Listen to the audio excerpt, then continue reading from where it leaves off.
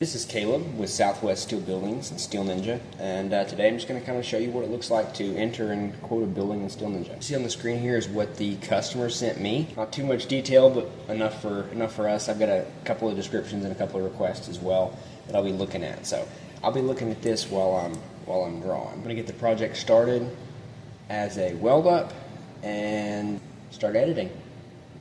Alright, so the first thing I know is that this building is 40 by 50.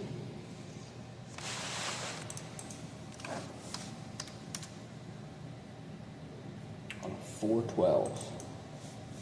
And we got some porches on this one. Before I go too far, they did give me colors, so we're going to get the colors put in there right. We've got charcoal gray roof and trim.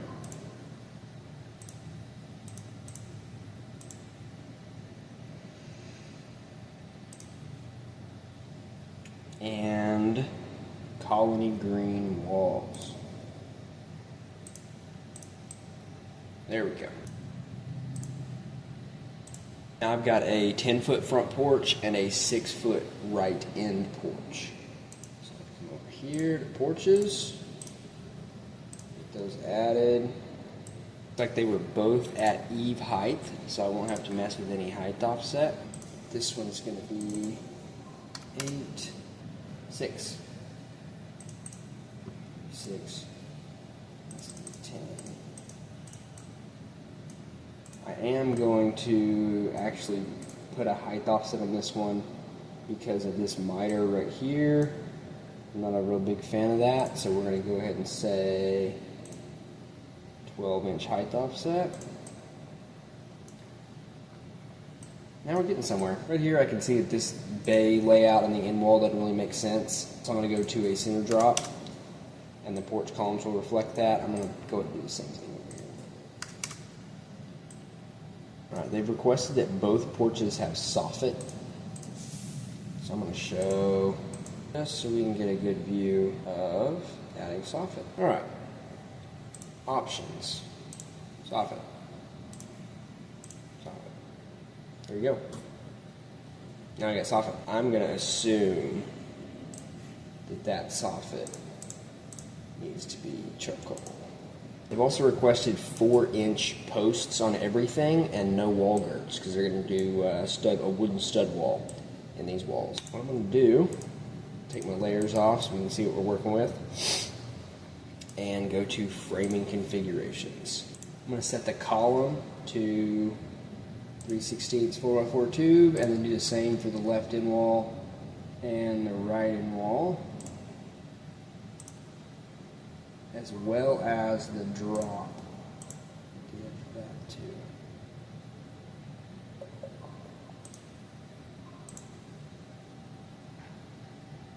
And then for the wall purlin type, right here, select none. Wall purlin away. You're here early. I'm always here early.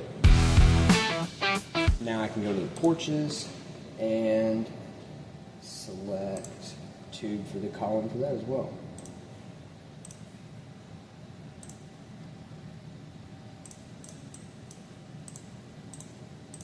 Now it's time to add the openings.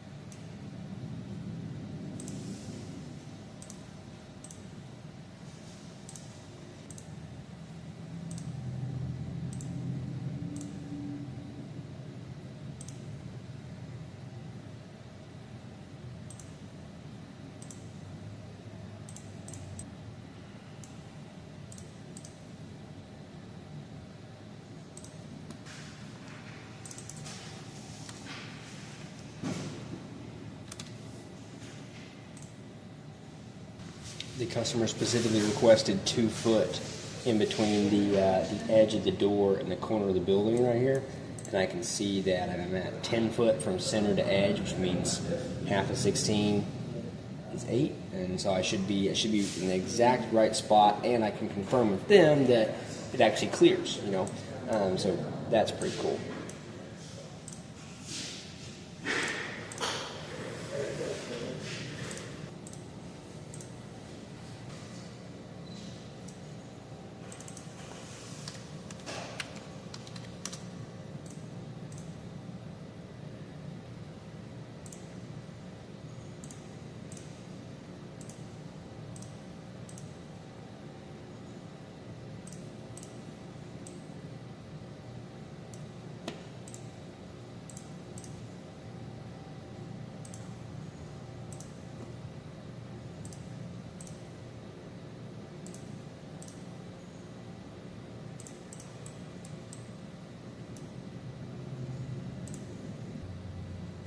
can see right here the customer requested this window to be a little bit too close, so I'll bring that up to them that it's collide, and yeah, that's all there is to it. I'll check for warnings.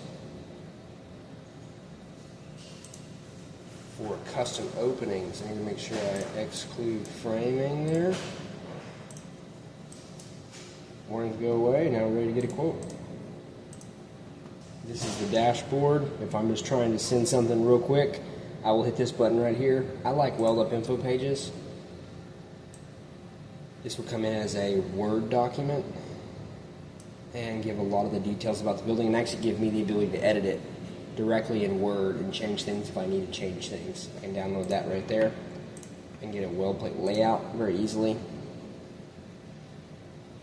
Just shows where everything's at and reflects that it's all 2 columns, which is nice. And here's a BOM.